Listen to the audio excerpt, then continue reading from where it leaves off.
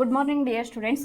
ನಿನ್ನೆ ನಾವೇನು ಮಾಡಿದ್ವಿ, ರಾಸಾಯನಿಕ ಕ್ರಿಯೆಯ ವಿಧಗಳ ಬಗ್ಗೆ ಒಂದೆರಡು ವಿಧಗಳನ್ನು ನಾವು ನಿನ್ನೆ ನೋಡಿದ್ವಿ. ಯಾವ್ದಾವ್ದು ನೋಡಿದ್ವಿ?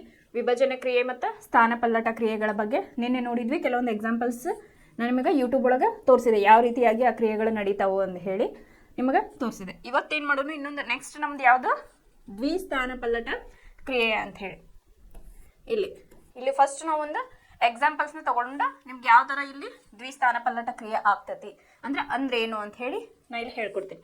ಇಲ್ಲೇನು ಹೇಳಿದಾರೆ, ಒಂದು ಪ್ರನಾಳದಲ್ಲಿ ಸುಮಾರು 3 ml ಸೋಡಿಯಂ ಸಲ್ಫೇಟ್ ದ್ರಾವಣವನ್ನು ತೆಗೆದುಕೋಬೇಕು ಅಂತ ಹೇಳಿದ್ದಾರೆ. ಪ್ರನಾಳ ಅಂದರೆ ಒಂದು ಟೆಸ್ಟ್ ಟ್ಯೂಬ್ ಒಳಗೆ ಏನು ಮಾಡ್ಬೇಕು ನಾವು, ಇಲ್ಲಿ ಸೋಡಿಯಂ ಸಲ್ಫೇಟನ್ನು ಅಕ್ವೇಸ್ ಸೊಲ್ಯೂಷನ್, ಅದಕ್ಕೇನಂತಾರೆ ದ್ರಾವಣ, ಅದನ್ನೇನು ಮಾಡಬೇಕು, ಒಂದು ಟೆಸ್ಟ್ ಟ್ಯೂಬ್ ಒಳಗೆ ತಗೋಬೇಕು. ಎಷ್ಟು 3 ml ಅಷ್ಟು ತೊಗೊಂಡು ಏನು ಮಾಡಬೇಕು, ಇನ್ನೊಂದು ಪ್ರನಾಳದಲ್ಲಿ ಅಂದರೆ ಇನ್ನೊಂದು ಟೆಸ್ಟ್ ಟ್ಯೂಬ್ ಒಳಗೆ ನಾವೇನು ಮಾಡಬೇಕು ಅಂತಂದ್ರೆ ಬೇರಿಯಂ ಕ್ಲೋರೈಡ್ ದ್ರಾವಣ ಅಕ್ವೇಸ್ ಸೊಲ್ಯೂಷನ್ನ ಇನ್ನೊಂದ್ರಾಗ ತಗೋಬೇಕು. ನೆಕ್ಸ್ಟ್ ಏನು ಮಾಡಿದಾರೆ ಅಂತಂದರೆ, ಈ ಸೋಡಿಯಂ ಸಲ್ಫೇಟ್ ಏನೈತಲ್ಲ ಅದಕ್ಕೆ ಬೇರಿಯಂ ಕ್ಲೋರೈಡ್ನ ಆ್ಯಡ್ ಮಾಡಿದ್ರು. ಅಥವಾ ನೀವೇನು ಮಾಡಿರಿ, ಬೇರಿಯಂ ಕ್ಲೋರೈಡ್ಗೆ ಸೋಡಿಯಂ ಸಲ್ಫೇಟ್ ಹಾಕಿದಾಗ ಏನು ರಿಯಾಕ್ಷನ್ ಆಗ್ತೈತಿ ಅಂತಂದ್ರೆ ಬೇರಿಯಂ ಸಲ್ಫೇಟ್ ಆಗಿ ನಮಗೆ ಪ್ರಾಡಕ್ಟ್ ಬರ್ತೈತಿ ಪ್ಲಸ್ ಸೋಡಿಯಂ ಕ್ಲೋರೈಡ್ ಬರ್ತೈತಿ ಅಂತ ಹೇಳಿ. ಇದ್ರೊಳಗೆ ದ್ವಿಸ್ಥಾನಪಲ್ಲಟ ಕ್ರಿಯೆ ಹೆಂಗಾಗೈತಿ ಅಂತ ಹೇಳಿ ನಾನು ಹೇಳ್ತೇನೆ. ಈಗ ಸಿಂಪಲ್ ಏನಾಗೈತಿ, ಇಲ್ಲಿ ಪ್ರತಿವರ್ತಕಗಳದವು, ಇಲ್ಲಿ ಉತ್ಪನ್ನಗಳದವು. ಇಲ್ಲಿ ದ್ವಿಸ್ಥಾನಪಲ್ಲಟ ಕ್ರಿಯೆ ಅಂದ್ರೆ ಏನನ್ನೋದು ಹೇಳ್ತೀನಿ. ಫಸ್ಟ್ ಈ ರಿಯಾಕ್ಷನ್ನ ಬರ್ಕೊಳ್ಳೋಣ. ಫಸ್ಟ್ ಏನು ಮಾಡೋಣ, ಸೋಡಿಯಂ ಸಲ್ಫೇಟ್ Na2SO4 ಪ್ಲಸ್ ಇದು ಯಾವ ಫಾರ್ಮ್ ಒಳಗೆ ಇರ್ತೈತಿ, ಲಿಕ್ವಿಡ್ ಅಕ್ವೇಸ್ ಸೊಲ್ಯೂಷನ್ ಅಂತ ಹೇಳ್ತಾರೆ. ಆಮೇಲೆ ಬೇರಿಯಂ ಕ್ಲೋರೈಡ್ ಹಾಕಬೇಕು, ಇದು ಕೂಡ ಅಕ್ವೇಸ್ ಸೊಲ್ಯೂಷನ್ ಒಳಗೆ ನಮಗೆ ಇರ್ತೈತಿ. ಇವು ನಮ್ಮದು ರಿಯಾಕ್ಟೆಂಟ್ ಅಥವಾ ಪ್ರತಿವರ್ತಕಗಳು ಅಂಥೇಳಿ ನಾವು ಕರಿತೀವಿ. ನೆಕ್ಸ್ಟ್ ಅದೇನಾಗ್ತೈತಿ ಅಂತಂದ್ರೆ ನಮಗಿಲ್ಲಿ BaSO4 ಬೇರಿಯಂ ಸಲ್ಫೇಟ್ ಪ್ಲಸ್ ಆಮೇಲೆ ಬರ್ತೈತಿ 2NaCl. ಇಲ್ಲಿ ನಮಗೆ ಪ್ರಾಡಕ್ಟ್ ಏನು ಬಂದವು ಬರ್ಕೋಬೇಕು. ಪ್ರಾಡಕ್ಟ್ ಏನು ಬಂದವಲ್ಲ, ಇದು ಸಾಲಿಡ್ ಫಾರ್ಮ್ ಒಳಗೆ ಐತಿ, ಇದು ಅಕ್ವೇಸ್ ಫಾರ್ಮ್ ಒಳಗೆ ಐತಿ. ಫಸ್ಟ್ ಏನು ಮಾಡ್ಬೇಕಂತಂದ್ರೆ, ಇಲ್ಲಿ ಸೋಡಿಯಂ ಸಲ್ಫೇಟ್ ತೊಗೊಂಡು ಬೇರಿಯಂ ಕ್ಲೋರೈಡ್ ಹಾಕಿದಾಗ ಅಥವಾ ಬೇರಿಯಂ ಕ್ಲೋರೈಡ್ ಸೊಲ್ಯೂಷನ್ ತೊಗೊಂಡು ನಾವು ಸೋಡಿಯಂ ಸಲ್ಫೇಟನ್ನು ಹಾಕಿದಾಗ ನಮಗೆ ಪ್ರಾಡಕ್ಟ್ ಏನು ಬಂತು, ಇಲ್ಲಿ ಬೇರಿಯಂ ಸಲ್ಫೇಟ್ ಬಂತು ಪ್ಲಸ್ ಸೋಡಿಯಂ ಕ್ಲೋರೈಡ್ ನಮಗಿಲ್ಲಿ ಪ್ರಾಡಕ್ಟ್ ಬಂತು. ಇಲ್ಲಿ ಏನಾಗೈತಿ ದ್ವಿಸ್ಥಾನಪಲ್ಲಟ ಕ್ರಿಯೆ ಅಂದ್ರೆ SO4 ಏನೈತಲ್ಲ ಸಲ್ಫೇಟು ಮತ್ತು ಬೇರಿಯಂ ಕ್ಲೋರೈಡ್ ನಡುವೆ ಒಂದು ರಿಯಾಕ್ಷನ್ ಆಗಿ ಏನಾಗ್ತೈತಿ, ನಮ್ಗೆ ವೈಟ್ ಬಿಳಿಯ ಪ್ರಕ್ಷೇಪ, ಒಂದು ವೈಟ್ ರೆಸಿಡ್ಯೂ ಅಂತಾರೆ ಅದಕ್ಕೆ, ಅದು ನಮಗಿಲ್ಲೇ ಬರ್ತೈತೆ. ಅದೇ ಏನು ನಮಗಿಲ್ಲೇ ಬೇರಿಯಂ ಸಲ್ಫೇಟ್. ಇಲ್ಲಿ ನಮ್ದು ಏನು ಪ್ರಾಡಕ್ಟ್ ಬರ್ತೈತಲ್ಲ ಇದು ಬೇರಿಯಂ ಸಲ್ಫೇಟ್ ಹೆಂಗಿರ್ತೈತಿ ಅಂತಂದ್ರೆ ವೈಟ್ ಸಾಲಿಡ್ ಫಾರ್ಮ್ ಒಳಗೆ ಇರ್ತೈತಿ. ಅದಕ್ಕೇನು ಹೇಳ್ಯಾರ ಅವರು, ಇಲ್ಲಿ SO4 ಏನೈತಲ್ಲ ಇದ್ರ ಜೊತೆಗೆ ಇಲ್ಲಿ ಬೇರಿಯಂ ಜೊತೆಗೆ SO4 ಇಲ್ಲೇ ಕುಡೈತಿ. ಅದಕ್ಕೇನು ನಮಗೆ ಬಂತಿಲ್ಲ, ಬೇರಿಯಂ ಸಲ್ಫೇಟ್ ಆಗಿಲ್ಲೇ ಕನ್ವರ್ಟ್ ಆಯಿತು. ಏನು ಉಳಿತು ನೆಕ್ಸ್ಟ್, ಸೋಡಿಯಂ ಕ್ಲೋರೈಡ್ ನಮಗೆ ಅಕ್ವೇಸ್ ಸೊಲ್ಯೂಷನಲ್ಲಿ ಸಪ್ರೇಟಾಗಿ ಉಳಿತು. ಅದೇನಾಗೈತಿ ಇಲ್ಲಿ ನೋಡ್ರಿ, SO4 ಅಂದರೆ ಸಲ್ಫೇಟ್ ಮತ್ತು ಬೇರಿಯಂಗಳ ಕ್ರಿಯೆಯಿಂದ ಬಿಳಿಯ ಪ್ರಕ್ಷೇಪ BaSO4 ಉಂಟಾಗಿದೆ. ಉಂಟಾದ ಇನ್ನೊಂದು ಉತ್ಪನ್ನ ಸೋಡಿಯಂ ಕ್ಲೋರೈಡ್ ದ್ರಾವಣದಲ್ಲೇ ಉಳಿದಿರ್ತೈತಿ, ಅದ್ರೊಳಗೆ ಅದು ಉಳಿದಿರ್ತೈತಿ ಅಂತ ಹೇಳಿದ್ದಾರೆ. ಯಾವುದು, ಸೋಡಿಯಂ ಕ್ಲೋರೈಡ್. ಈ ಕ್ರಿಯೆಗಳಲ್ಲಿ ಪ್ರತಿವರ್ತಕಗಳ ನಡುವೆ ಅಯಾನುಗಳ ವಿನಿಮಯ ನಡೆಯುತ್ತದೆಯೋ ಅಂಥದನ್ನು ನಾವು ದ್ವಿಸ್ಥಾನಪಲ್ಲಟ ಕ್ರಿಯೆ ಅಂತ ಹೇಳಿ ಕರಿತೀವಿ, ಅಥವಾ ಡಬಲ್ ಡಿಸ್ಪ್ಲೇಸ್ಮೆಂಟ್ ರಿಯಾಕ್ಷನ್ ಅಂತ ಹೇಳಿ ನಾವು ಕರಿತೀವಿ. ಇಲ್ಲಿ ನೋಡ್ರಿ, ಸಲ್ಫೇಟ್ ಮತ್ತು ಬೇರಿಯಂ ಇಲ್ಲೇ ಅಯಾನ್ಸ್ ಎಕ್ಸ್ಚೇಂಜ್ ಆಗ್ಯಾವ. SO4 ಮೈನಸ್ ಇದ್ದಿದ್ದು Ba2+ ಏನೈತಲ್ಲ ಅಯಾನುಗಳ ಇಲ್ಲಿ ವಿನಿಮಯ ಆಗೈತಿ, ಇಲ್ಲಿ ಸಲ್ಫೇಟು ಮತ್ತು ಬೇರಿಯಂ ನಡು. ಸೊ ಅದಕ್ಕೆ ಈಗ ಏನು ಹೇಳ್ತಾರೆ, ಇದನ್ನ ದ್ವಿಸ್ಥಾನಪಲ್ಲಟ ಕ್ರಿಯೆ ಅಂತ ಹೇಳಿದ್ದಾರೆ. ಇಲ್ಲಿ ನಮಗೆ SO4 ಐತಿ, ಇಲ್ಲೇ Ba, ಇಲ್ಲಿ ಅಯಾನುಗಳ ಎಕ್ಸ್ಚೇಂಜ್ ವಿನಿಮಯ ಆಗಿದಾವೆ. ಅದರಿಂದ ಏನು ಹೇಳಿದ್ದಾರೆ ಅವರು, ಇಲ್ಲಿ ಪ್ರತಿವರ್ತಕಗಳ ನಡುವೆ ಅಂದ್ರೆ ಇಲ್ಲೇ ಪ್ರತಿವರ್ತಕಗಳು ಏನದಾವಲ್ಲ ಇದರ ನಡುವೆ ಅಯಾನುಗಳ ವಿನಿಮಯ ಆಗಿತ್ತು ಅಂತಂದ್ರೆ ನಾವೇನಂತ ಕರಿತೇವೆ, ಅದಕ್ಕೆ ದ್ವಿಸ್ಥಾನಪಲ್ಲಟ ಕ್ರಿಯೆ ಅಂತ ಹೇಳಿ ಹೇಳ್ತೇವೆ. ಆಮೇಲೆ ನೆಕ್ಸ್ಟ್ ಇದು ಈಸಿ ಐತಿ, ಎರಡು ಅಯಾನುಗಳು, ಎರಡು ಧಾತುಗಳು ಏನಿರ್ತಾವಲ್ಲ ಅದ್ರ ನಡುವೆ ಅಯಾನುಗಳ ವಿನಿಮಯ ಆಗಿರ್ತೈತಿ. ಅದನ್ನು ನಾವೇನಂತ ಕರಿತೇವೆ ಅಂತಂದ್ರೆ ದ್ವಿಸ್ಥಾನಪಲ್ಲಟ ಕ್ರಿಯೆ ಅಂತ ಹೇಳಿ ಕರಿತೇವೆ. ಇಲ್ಲೇ ಎಕ್ಸಾಂಪಲ್ ಇಲ್ಲಿ ಬರ್ದೆ, ಸೋಡಿಯಂ ಸಲ್ಫೇಟ್ ಜೊತೆಗೆ ಬೇರಿಯಂ ಕ್ಲೋರೈಡ್ ಹಾಕಿದಾಗ ಎಕ್ವೇಸ್ ಸೊಲ್ಯೂಷನ್, ಇದು ಸಾಲಿಡ್ ಅಲ್ಲ, ಆವಾಗ ನಮ್ಗೆ ಏನು ಬರ್ತೈತಿ, ಬೇರಿಯಂ ಸಲ್ಫೇಟ್ ವೈಟ್ ಫಾರ್ಮ್ ಒಳಗೆ ಬರ್ತೈತಿ. ಅದು ಯಾವ ರೀತಿ ಇರ್ತೈತೆ ಅಂತೇಳಿ ನಾವು ತೋರಿಸ್ತೀನಿ. ಅದ್ರ ಒಳಗೆ ಏನಾಗಿರ್ತೈತಿ, 2NaCl ಇರ್ತೈತಿ ಅಂತ ಹೇಳಿ ನಮಗಿದು ಪ್ರಾಡಕ್ಟ್ ಬಂದೈತಿ ಅಂತ ಹೇಳಿ ಈ ರಿಯಾಕ್ಷನ್ ಮೂಲಕ ನಮಗೆ ದ್ವಿಸ್ಥಾನಪಲ್ಲಟ ಕ್ರಿಯೆ ಅಂತ ಹೇಳಿ ಏನನ್ನೋದು ಗೊತ್ತಾಯ್ತು. ಈಗ ನೆಕ್ಸ್ಟ್ ನಿಮ್ಮ ಇದ್ರೊಳಗೆ ಏನೈತೆ ಅಂದ್ರೆ ಉತ್ಕರ್ಷಣ ಮತ್ತು ಅಪಕರ್ಷಣ ಅಂತ ಹೇಳಿ ಒಂದು ಸಬ್ಜೆಕ್ಟ್ ಐತಿ. ಇಲ್ಲಿ ಉತ್ಕರ್ಷಣ ಮತ್ತು ಅಪಕರ್ಷಣ ಇದನ್ನೇನು ಮಾಡೋದು, ಇದು ಸಿಂಪಲ್ ಐತಿ, ಕನ್ಫ್ಯೂಸ್ ಮಾಡ್ಕೋಬಾರ್ದು ಇದ್ರೊಳಗೆ. ಯಾಕಂತಂದ್ರೆ ಇಲ್ಲಿ ಫಸ್ಟ್ ಒಂದು ಪ್ರಾಕ್ಟಿಕಲ್ ಗುಣ, ಒಂದು ಪಿಂಗಾಣಿ ಬಟ್ಟಲಿನಲ್ಲಿ ಸುಮಾರು 1 ಗ್ರಾಮ್ ತಾಮ್ರದ ಪುಡಿಯನ್ನು ತೆಗೆದುಕೊಳ್ಳ್ರಿ ಅಂತ ಹೇಳಿದೆ. ಪಿಂಗಾಣಿ ಅಂತಂದ್ರೆ ಒಂದು ಚೈನಾ ಡಿಶ್ ಅಂತ ಹೇಳಿ ಬರ್ತೈತಿ. ನೀವು ನೆಕ್ಸ್ಟ್ ಹೈಯರ್ ಸ್ಟಡೀಸ್ಗೆ ಏನು ಹೋಗ್ತಾರಲ್ಲ ಅಲ್ಲಿ ನಿಮಗೆ ಗೊತ್ತಾಗ್ತದೆ. ಇದಕ್ಕೆ ಬುನ್ಸನ್ ಬರ್ನರ್ ಅಂತ ಹೇಳಿ ಕರೀತಾರೆ. ಇದೇನು ಫ್ಲೇಮ್ ಇಟ್ಟದಲ್ಲ ಇದು ಬುನ್ಸನ್ ಬರ್ನರು. ಇದು ಟ್ರೈಪೋಡ್ ಸ್ಟ್ಯಾಂಡ್ ಅಥವಾ ಸ್ಟ್ಯಾಂಡ್. ಇಲ್ಲಿ ಏನು ಮಾಡಿದಾರೆ ಫ್ಲೇಮ್ ಇಟ್ಟಾರ ಇಟ್ಟು ಕೆಳಗೆ ಏನು ಮಾಡ್ಯಾರ ತಾಮ್ರದ ಪುಡಿ ಕಾಪರ್ ಏನೈತಲ್ಲ ಅದ್ರ ಪೌಡರ್ನ ಇದ್ರೊಳಗೆ ಹಾಕಿದ್ದಾರೆ. ಹಾಕಿ ಏನು ಮಾಡಿದಾರೆ ಇಲ್ಲಿ ಕಾಪರ್ ತಾಮ್ರದ ಪುಡಿಯ ಮೇಲ್ಮೈ ಕಪ್ಪು ತಾಮ್ರದ ಆಕ್ಸೈಡ್ನಿಂದ ಲೇಪಿತವಾಗ್ತತಿ ಅಂತ ಹೇಳಿದೆ. ನೀವು ಕಾಪರನ್ನು ಏನು ಮಾಡ್ತೀರಿ ಹೀಟ್ ಮಾಡಿದಾಗ ನಿಮ್ಗೆ ಏನಾಗ್ತತಿ ಹೇಳ್ರಿ ಇಲ್ಲಿ ತಾಮ್ರದ ಆಕ್ಸೈಡಿಂದ ಮೇಲ್ ಪದರ ಏನೈತಲ್ಲ ಅದು ಕವರ್ ಆಗ್ತತಿ ಅಂತ ಹೇಳಿದಾರೆ. ಯಾವ ರೀತಿ ಇಲ್ಲಿ ರಿಯಾಕ್ಷನ್ ಬರ್ದಿದ್ದಾರೆ. ಕಾಪರ್ ತೊಗೊಂಡಿದ್ದಾರೆ ಫಸ್ಟ್, ಅದನ್ನ ಏನು ಮಾಡಿದ್ದಾರೆ ಆಕ್ಸಿಜನ್ ಜೊತೆಗೆ ಇಲ್ಲೇ ಬರ್ನ್ ಮಾಡಿದ್ದಾರೆ. ಬರ್ನ್ ಮಾಡಿದಾಗ ನಾವೇನಂತ ಬರಿತೇವೆ ಉಷ್ಣ. ಅವಾಗ ನಮಗೇನಾಗ್ತೈತಿ 2Cu ಕಾಪರ್ ಆಕ್ಸೈಡ್ ಅಥವಾ ತಾಮ್ರದ ಆಕ್ಸೈಡ್ ಇಲ್ಲೇ ಬಂತು. ಇದು ನಮ್ದು ಪ್ರತಿವರ್ತಕ, ಇದು ನಮ್ದು ಉತ್ಪನ್ನ ಅಂತ ಹೇಳಿದ್ದಾರೆ. ಇಲ್ಲಿ ಬಿಸಿಯಾಗಿರೋ ಈ ವಸ್ತು ಇಲ್ಲಿ ಕಾಪರ್ ಬಂತಲ್ಲ ನಮ್ಮ ಕಾಪರ್ ಆಕ್ಸೈಡ್ ಅಥವಾ ತಾಮ್ರದ ಆಕ್ಸೈಡ್ ಇದೇನಾಗಿರ್ತೈತಿ ಹೀಟ್ ಮಾಡಿದಾಗ ಬಿಸಿ ಆಗಿರ್ತೈತಿ. ಇಲ್ಲೇ ಹೈಡ್ರೋಜನ್ ಅನಿಲವನ್ನು ಹಾಯಿಸದೆ ಇಲ್ಲಿ ಕಾಪರ್ ಆಕ್ಸೈಡ್ ಏನು ಬಂದಿರ್ತದಲ್ಲ ಹೈಡ್ರೋಜನ್ ಅನಿಲವನ್ನ ಹಾಯಿಸಿದಾಗ ಏನಾಗ್ತತಿ ಹಿಮ್ಮುಖ ಕ್ರಿಯೆ ನಡೆದು ಮೇಲ್ವೇ ಕಪ್ಪು ಲೇಪನ ಕಂದು ಬಣ್ಣಕ್ಕೆ ತಿರುಗ್ತತಿ. ಅಂದ್ರೆ ಉಲ್ಟಾ ಆಯ್ತು. ಇಲ್ಲೇನು ಮಾಡಿದ್ರು ಈಗ ಫಸ್ಟ್ ಏನು ಮಾಡಿದ್ರು ಅವರು ಕಾಪರ್ನ ತಗೊಂಡು ಒಂದು ಫ್ಲೇಮ್ ಒಳಗೆ ಒಂದು ಇದ್ರ ಒಳಗೆ ಚೈನಾ ಡಿಶ್ ಒಳಗಿಟ್ಟು ಹೀಟ್ ಮಾಡಿದ್ರು. ಹೀಟ್ ಮಾಡಿದಾಗ ಏನಾಯ್ತು ನಮಗೆ ಕಾಪರ್ ಆಕ್ಸಿಜನ್ ಜೊತೆಗೆ ಬೆರೆತೇನಾಯ್ತು ಗಾಳಿಯೊಂದಿಗೆ ಬೆರೆತು ಅಲ್ಲಿ ನೀವು ಸರ್ಟೆನ್ ಟೆಂಪ್ರೇಚರ್ ಕೊಟ್ಟಾಗ ಏನಾಯ್ತು ಇಲ್ಲಿ ತಾಮ್ರದ ಆಕ್ಸೈಡ್ ಆಗಿಲ್ಲೇ ಲೇಪಿತವಾಯಿತು.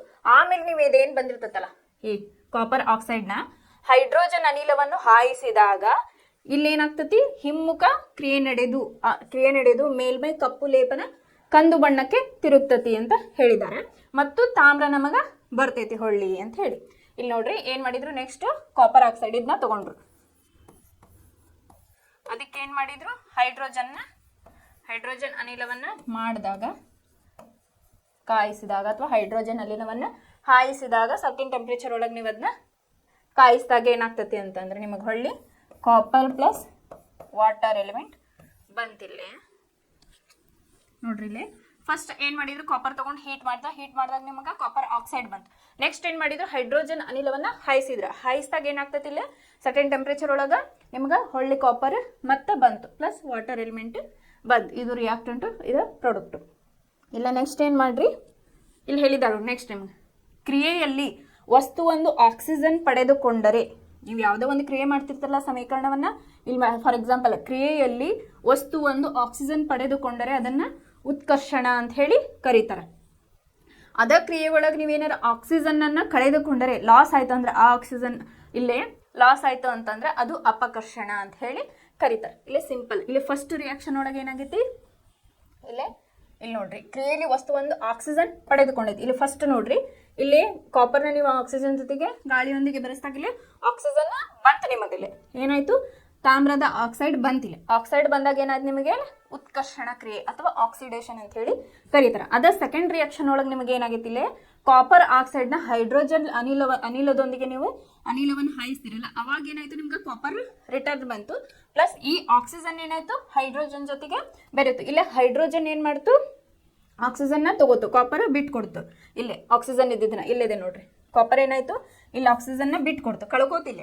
ಆದ್ರಿಂದ ಏನ್ ಹೇಳ್ತಾರೆ ಇದಕ್ಕೆ ಅಪಕರ್ಷಣೆ ಅಥವಾ ರಿಡಕ್ಷನ್ ರಿಯಾಕ್ಷನ್ ಅಂತ ಹೇಳಿ ಕರೀತಾರ. ಸಿಂಪಲ್ ಏನ್ ಮಾಡ್ರಿ ಒಂದು ರಿಯಾಕ್ಷನ್ ಒಳಗೆ ಎಲ್ಲಿ ಆಕ್ಸಿಜನ್ ಅನ್ನ ಪಡೆದುಕೊಂಡು ಎಕ್ಸೆಪ್ಟ್ ಮಾಡಿರ್ತೈತಲ್ಲ ಎಕ್ಸೆಪ್ಟ್ ಮಾಡಿದ್ದಕ್ಕೆ ನಾವೇನಂತೇವಿ ಅದಕ್ಕೆ ಉತ್ಕರ್ಷಣ ಕ್ರಿಯೆ ಅಂತ ಹೇಳಿ ಕರಿತೇವೆ. ಅಲ್ಲೇ ನಿಮ್ಗೆ ಆಕ್ಸಿಜನ್ ಲಾಸ್ ಆಗಿತ್ತು ಅಥವಾ ಆಕ್ಸಿಜನ್ನ ಕಳೆದುಕೊಂಡ್ರೆ ಏನಾಗ್ತೈತೆ ಅದಕ್ಕೆ ನಾವು ಅಪಕರ್ಷಣ ಅಥವಾ ರಿಡಕ್ಷನ್ ಅಂತ ಹೇಳಿ ಕರಿತೇವೆ. ಇಲ್ಲಿ ನೆಕ್ಸ್ಟ್ ನಿಮ್ಗೆ ಆಕ್ಸಿಡೇಷನ್ ರಿಡಕ್ಷನ್ ಅಂತ ಹೇಳಿ ಕರೀತಾರೆ. ಅಂದ್ರೆ ಉತ್ಕರ್ಷಣ ಮತ್ತು ಅಪಕರ್ಷಣ ಕ್ರಿಯೆಗಳು ಅಥವಾ ಆಕ್ಸಿಡೇಷನ್ ಇಲ್ಲಿ ಉತ್ಕರ್ಷಣ ಅಪಕರ್ಷಣ ಕ್ರಿಯೆಗಳು ಅಥವಾ ರೆಡಾಕ್ಸ್ ಕ್ರಿಯೆಗಳು ಅಂತ ಹೇಳಿ ಕರೀತಾರೆ. ಅದು ಯಾವ ರೀತಿ ಅಂತಂದ್ರೆ ಇಲ್ಲಿ ಫಸ್ಟ್ ನೋಡ್ರಿ ಇದು ಕಾಪರ್ ಆಕ್ಸೈಡ್ ಹೈಡ್ರೋಜನ್ ಅನಿಲ ಜೊತೆಗೆ ಹೊಂದಿದಾಗ ನಮ್ಗೆ ಕಾಪರ್ ಬಂತು ಪ್ಲಸ್ ವಾಟರ್ ಎಲಿಮೆಂಟ್ ಬಂತಿಲ್ಲ. ಇಲ್ಲೇನ್ ಮಾಡಿದ ತಾಮ್ರದ ಆಕ್ಸೈಡ್ ಆಕ್ಸಿಜನ್ ಕಳೆದುಕೊಂಡೈತಿ. ಹೌದಾ ಇಲ್ಲೇನಾಗೈತಿ ಇಲ್ಲೇ ಕಾಪರ್ ಒಳಗೆ ಆಕ್ಸಿಜನ್ ಇಲ್ಲ ನಮ್ಮ ಪ್ರಾಡಕ್ಟ್ ಒಳಗೆ.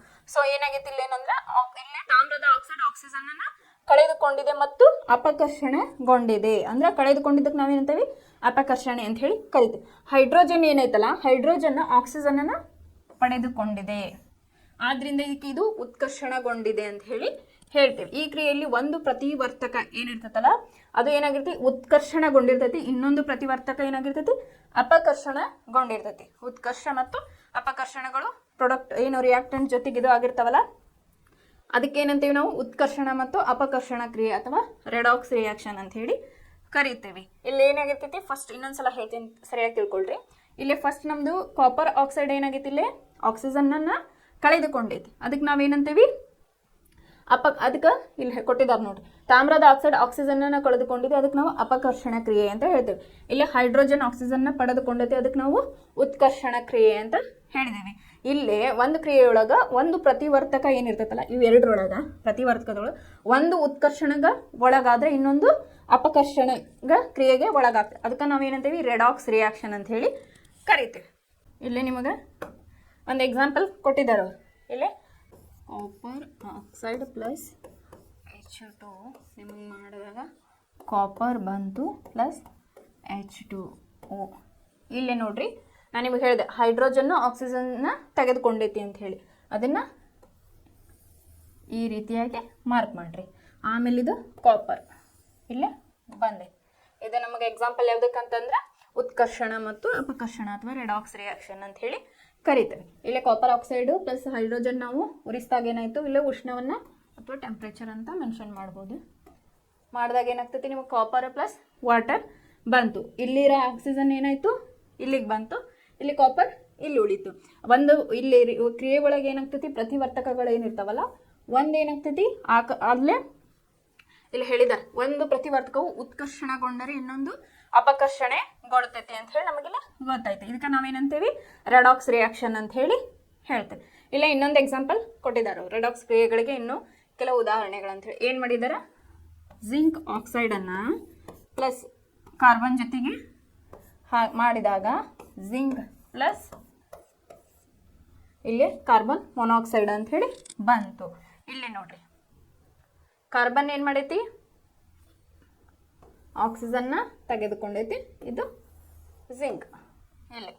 ಇಲ್ಲಿ ಎರಡು ಇಲ್ಲಿ ಕಾರ್ಬನ್ ಏನಾಯ್ತು ಆಕ್ಸಿಜನ್ನ ತಗೊಂಡು ಬಂತು, ಇಲ್ಲಿ ಜಿಂಕ್ ನಮಗೆ ಉಳಿತು. ಇದು ಒಂದು ರೆಡಾಕ್ಸ್ ರಿಯಾಕ್ಷನ್ಗೆ ನಮ್ಗೆ ಎಕ್ಸಾಂಪಲ್ ಅಂತೇಳಿ ಹೇಳ್ಬೋದು.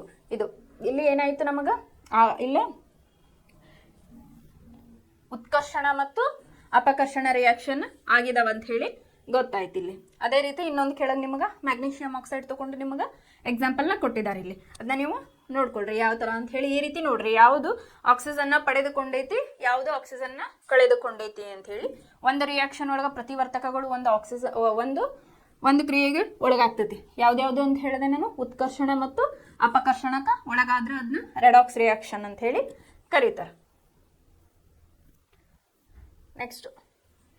ನೆಕ್ಸ್ಟು ಸಂಕ್ಷಾರಣ ಅಂತ ಹೇಳಿ ಐತಿ. ಇಲ್ಲಿ ನೆಕ್ಸ್ಟು ಸಂಕ್ಷಾರಣ ಅಂತಂದ್ರೆ ಕರೋಷನ್ ಅಂತ ಹೇಳಿ ಕರೀತಾರೆ. ಯಾವುದೇ ಒಂದು ವಸ್ತು ಒಂದು ಟೆಂಪ್ರೇಚರ್ಗೆ ಒಳಗಾದಾಗ ಏನಾಗ್ತೈತಿ ಅಂತಂದ್ರೆ ಅದು ಸರ್ಟೆನ್ ರಿಯಾಕ್ಷನ್ಗೆ ಒಳಗಾಗ್ತೈತಿ. ಈಗ ಫಾರ್ ಎಕ್ಸಾಂಪಲ್ ತುಕ್ಕು ಹಿಡಿಯೋದು ಅಂತಾರಲ್ಲ ಅದಕ್ಕೆ ನಾವು ಕರೋಷನ್ ಅಂತ ಹೇಳಿ ಕರಿತೇವೆ. ಇಲ್ಲೇ ಏನು ಮಾಡಿದಾರೆ ಕಬ್ಬಿಣ ವಸ್ತುಗಳನ್ನೇ ನೀವು ಹೊಸದಾಗಿ ತೊಗೊಂಡಾಗ ಏನಿರ್ತೈತಿ, ನೀವು ಹೊಸದಾಗಿ ಪರ್ಚೇಸ್ ಮಾಡಿದಾಗ ಅದು ಏನಾಗಿರ್ತೈತಿ ಅಂದ್ರೆ ಹೊಳಿತಾ ಇರ್ತೈತಿ, ಶೈನಿಂಗ್ ಇರ್ತೈತಿ.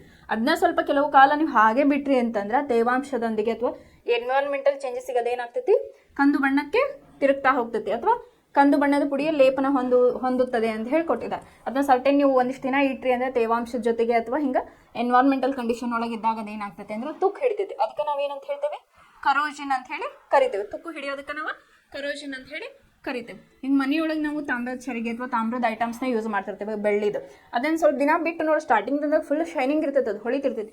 ಅದನ್ನ ಸರ್ಟೆನ್ ಟೆಂಪ್ರೇಚರಿಗೆ ನೀವು ಒಳಗಾತಂದ್ರೆ ಅದು ಈಗ ನಮ್ಮ ಸುತ್ತಲೂ ಏನಾಗಿರ್ತೈತೆ ಆಸಿಡ್ ಇರ್ತೈತಿ, ಆಮೇಲೆ ಟೆಂಪ್ರೇಚರು ತೇವಾಂಶ, ಆಮೇಲೆ ಅದ್ರ ಜೊತೆಗೆ ಅದು ಬೆರೆತಾಗ ಏನಾಗ್ತೈತೆ ಅದು ಕಪ್ಪು ಬಣ್ಣಕ್ಕೆ ತಿರ್ಗಾಕ ಚಲೋ ಆಗ್ತೈತಿ. ಈಗ ಯಾವುದು ನೀವು ತಾಮ್ರವನ್ನು ನೀವು ಫಸ್ಟಿಗೆ ತಂದ್ರೆ ಹೊಳಿತಿರ್ತೈತೆ, ಅದನ್ನ ಒಂದು ಸ್ವಲ್ಪ ಹೊತ್ತು ಬಿಟ್ರಿ ಅಂತಂದ್ರೆ ಅಥವಾ ನೀರೊಳಗೆ ವಾಶ್ ಮಾಡಿ ತೆಗೆದಿಟ್ಟಾಗ ಏನಾಗ್ತದೆ ಸ್ವಲ್ಪ ಹೊತ್ತಿಗೆ ಅದ್ರ ಮೇಲೆ ಹಸಿರು ಕಲರ್ ಅಥವಾ ಸ್ವಲ್ಪ ಕಲರ್ ಚೇಂಜ್ ಆಗಿ ಡಾಟ್ ಡಾಟ್ ಡಾಟ್ ಡಾಟ್ ಅಂತ ಹೇಳಿ ಕಾಣಿಸ್ತಾವೆ. ಅದು ಅದಕ್ಕೊಂದು ಕರೋಷನ್ ಅಥವಾ ಸಂಕ್ಷಾರಣ ಅಂತ ಏನು ಕರಿತೇವಲ್ಲ ನಾವು, ಅದಕ್ಕದು ಎಕ್ಸಾಂಪಲ್ ಅಂತ ಹೇಳ್ಬೋದು. ಬೆಳ್ಳಿನೂ ಅಷ್ಟೇ ಕಪ್ಪು ಲೇಪನ ಆಗ್ತೈತಿ.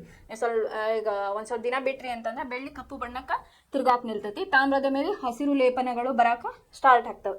ಅವಾಗ ನಾವು ಏನು ಮಾಡ್ತೇವೆ ಅಂತಂದ್ರೆ ತಾಮ್ರವನ್ನು ಹುಣಸೆ ಹಣ್ಣು ಅಥವಾ ನಿಂಬೆಹಣ್ಣು ಉಪ್ಪು ಹಾಕಿ ತೊಳೆದಾಗ ಏನಾಗ್ತೈತಿ, ಈಗ ಲಿಂಬೆಹಣ್ಣೊಳಗೆ ಏನಿರ್ತೈತಿ ಸಿಟ್ರಿಕ್ ಆಸಿಡ್ ಇರ್ತೈತಿ. ಸಿಟ್ರಿಕ್ ಆಸಿಡ್ ಸಾಲ್ಟ್ನೊಂದಿಗೆ ಬೆರೆತಾಗ ಕಲೆಗಳನ್ನು ರಿಮೂವ್ ಮಾಡೋಕ್ಕದು ನಮಗೆ ಹೆಲ್ಪ್ ಆಗ್ತೈತಿ.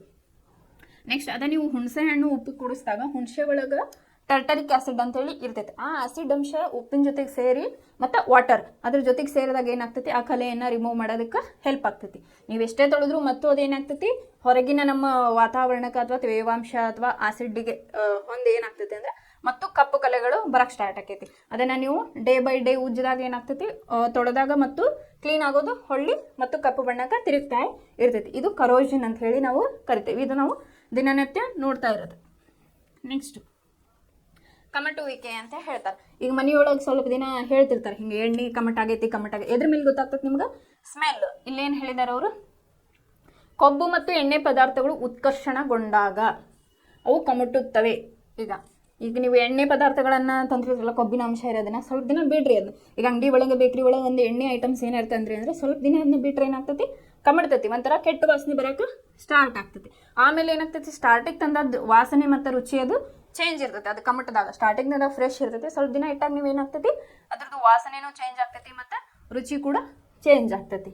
ಆಮೇಲೆ ಅದಕ್ಕೆ ಏನು ಮಾಡ್ತಾರೆ, ಈಗ ಫಾರ್ ಎಕ್ಸಾಂಪಲ್ ಚಿಪ್ಸ್ ಗಿಪ್ಸ್ ಏನಾರ ಮಾಡ್ತಾರಲ್ಲ ಬೇಕ್ರಿ ಒಳಗೆ, ಅವ್ರು ಏನು ಮಾಡಿರ್ತಾರೆ, ಪಾಕೆಟ್ಸ್ ತೊಗೋತೀರಿ ನೀವು 5 ರೂಪಾಯಿ 10 ರೂಪಾಯಿ ಕೊಟ್ಟು, ಫುಲ್ ಉಬ್ಬಿರ್ತೈತೆ ಅದ್ರೊಳಗೆ ಏನು ಮಾಡಿರ್ತಾರೆ, ನೈಟ್ರೋಜನ್ ಗ್ಯಾಸ್ನ ಹಾಕಿರ್ತಾರೆ ಉಬ್ಲಿ ಅಂತ ಹೇಳಿ.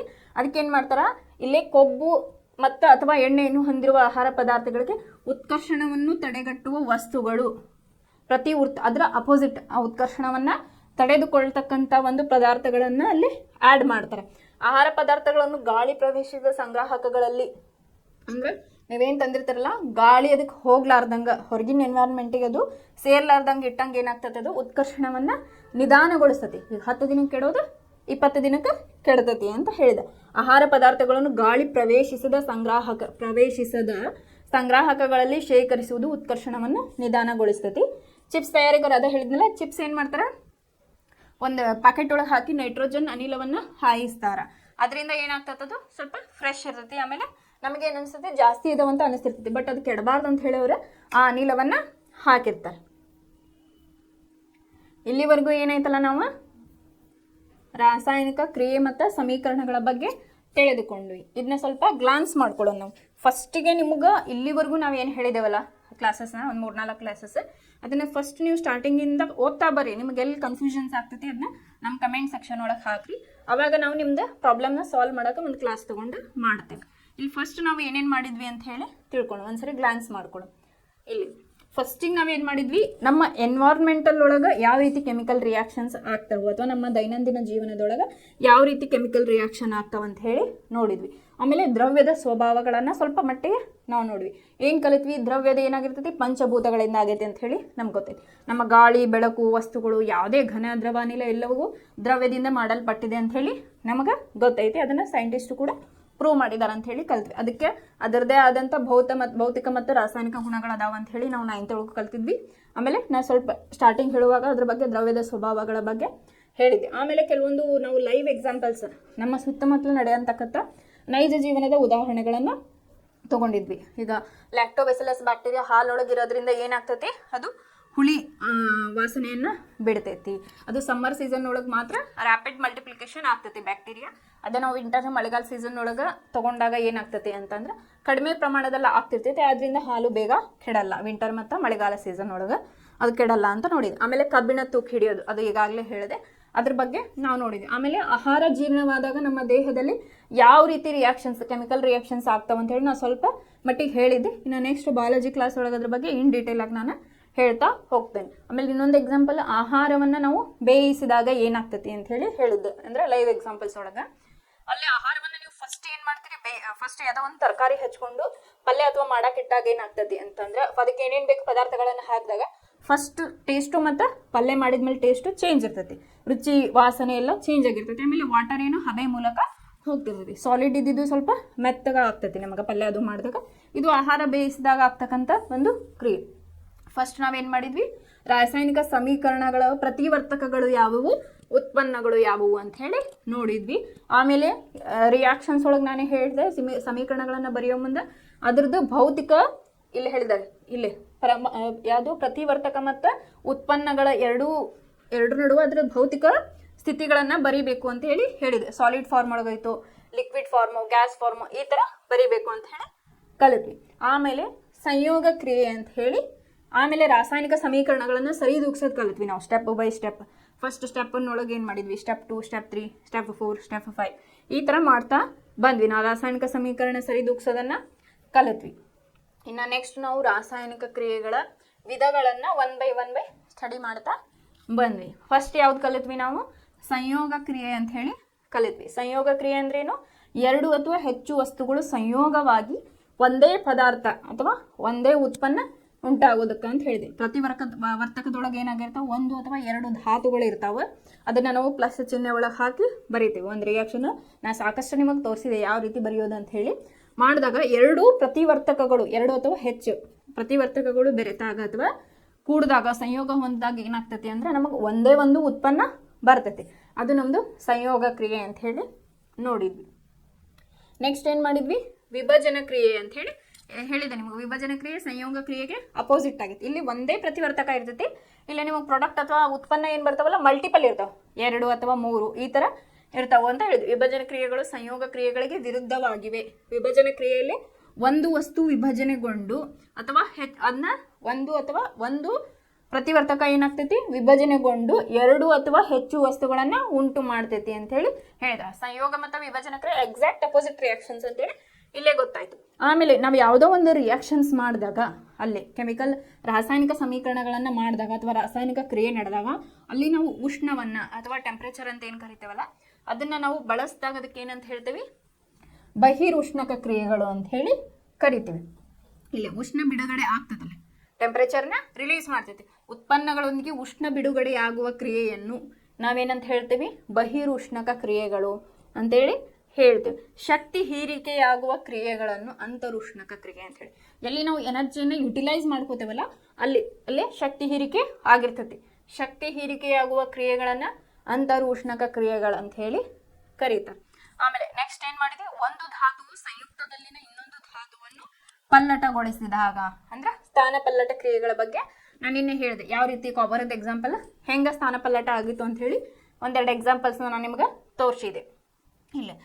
ಇಲ್ಲೇನು ಹೇಳಿದಾರೆ, ಒಂದು ಧಾತುವು ಸಂಯುಕ್ತದಲ್ಲಿನ ಇಲ್ಲೇ ಇನ್ನೊಂದು ಧಾತುವನ್ನು ಪಲ್ಲಟಿಸಿದಾಗ ಅಥವಾ ಸ್ಥಾನ ಪಲ್ಲಟೆ ಆಗಿರ್ತೈತಿ. ನಿನ್ನೆ ತೋರಿಸಿದೆ ಕಾಪರ್ ಸಲ್ಫೇಟ್ ತೊಗೊಂಡು ಎಕ್ಸಾಂಪಲ್ಸ್ ಮಾಡಿದಾಗ ನಾವು ಕಾಪರ್ ಹೊರಗೆ ಬಂತು ಮೇನ್ ಧಾತು. ಅವಾಗ ಏನಾಯಿತು, ನಮಗೆ ಸ್ಥಾನ ಪಲ್ಲಟ ಕ್ರಿಯೆ ಆಯಿತು ಅಂತ ಹೇಳಿ ನಿನ್ನೆ ಗೊತ್ತಾಯಿತು. ನೆನೆ ಒಂದು ಪ್ರಾಕ್ಟಿಕಲ್ ಕ್ಲಾಸಸ್ ನಾನು ತೋರಿಸಿದ್ದೆ, ಯಾವ ರೀತಿ ಐರನ್ನ ಕಾಪರ್ ಸಲ್ಫೇಟ್ ಒಳಗಿಟ್ಟಾಗ ಏನಾಗ್ತೈತಿ ಅಂತ ಹೇಳಿ ಒಂದು ಎಕ್ಸ್ಪೆರಿಮೆಂಟ್ನ ನೋಡಿದ್ವಿ ಸ್ಥಾನ ಪಲ್ಲಟ ಕ್ರಿಯೆಗೆ. ಆಮೇಲೆ ಇವತ್ತೇನು ಮಾಡಿದ್ವಿ, ನಾವು ದ್ವಿಸ್ಥಾನ ಪಲ್ಲಟ ಕ್ರಿಯೆಯನ್ನು ನೋಡಿದ್ವಿ. ಈ ದ್ವಿಸ್ಥಾನ ಪಲ್ಲಟ ಕ್ರಿಯೆಯಲ್ಲಿ 2 ವಿಭಿನ್ನ ಅಣುಗಳು ಅಥವಾ ಅಣುಗಳ ಗುಂಪುಗಳು ಅಯಾನುಗಳಾಗಿ ವಿನಿಮಯಗೊಳ್ತಾವು ಅಂತ. ಅದು ಎಲ್ಲೇ ಪ್ರತಿವರ್ತಕದೊಳಗೆ ಅಯಾನುಗಳ ವಿನಿಮಯ ಆಗಿರ್ತೈತಿ. ಅದಕ್ಕೆ ನಾವೇನಂತೀವಿ, ದ್ವಿಸ್ಥಾನ ಪಲ್ಲಟ ಕ್ರಿಯೆ ಅಂತ ಹೇಳಿ ಕರಿತೀವಿ.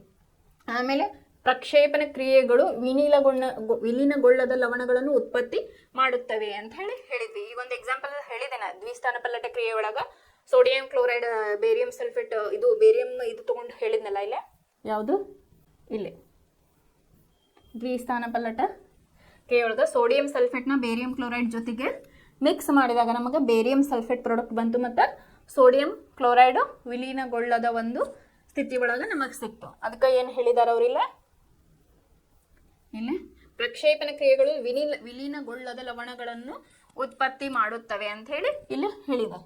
ಆಮೇಲೆ ಕ್ರಿಯೆಗಳು ವಸ್ತುಗಳಿಂದ ಆಕ್ಸಿಜನ್ ಅಥವಾ ಹೈಡ್ರೋಜನ್ ಪಡೆದುಕೊಳ್ಳುವುದು ಅಥವಾ ಕಳೆದುಕೊಳ್ಳುವುದನ್ನು ಒಳಗೊಂಡಿರ್ತೈತಿ ಅಂತ ಹೇಳಿ ಇಲ್ಲ ಹೇಳಿದೆ. ಅಥವಾ ಹೈಡ್ರೋಜನ್ ಕಳೆದುಕೊಳ್ಳುವುದು ಉತ್ಕರ್ಷಣ, ಆಕ್ಸಿಜನ್ ಕಳೆದುಕೊಳ್ಳುವುದು ಅಥವಾ ಹೈಡ್ರೋಜನ್ನ ಪಡೆದುಕೊಳ್ಳುವುದು ಅಪಕರ್ಷಣ ಅಂತ ಹೇಳಿ ಈಗಾಗಲೇ ನಾನು ನಿಮಗೆ ಹೇಳಿದೆ. ಇದನ್ನ ಓದುವ ಸ್ವಲ್ಪ ಅರ್ಥ ಮಾಡ್ಕೊಂಡ್ರೆ ನಿಮ್ಗೆ ಏನಾಗ್ತಿರ್ತೈತಿ, ಆಕ್ಸಿಜನ್ ಕಳೆದುಕೊಳ್ಳೋದು ಅಥವಾ ತೆಗೆದುಕೊಳ್ಳೋದು ನಿಮ್ಗೆ ಸೆಂಟೆನ್ಸ್ ಇಲ್ಲೇ ಕನ್ಫ್ಯೂಸ್ ಆಗ್ತಿರ್ತೈತಿ. ಅದನ್ನು ಸರಿಯಾಗಿಲ್ಲ ನೀವು ರಿಯಾಕ್ಷನ್ಸ್ನ ನೆನಪಿಟ್ಕೊಳ್ರಿ.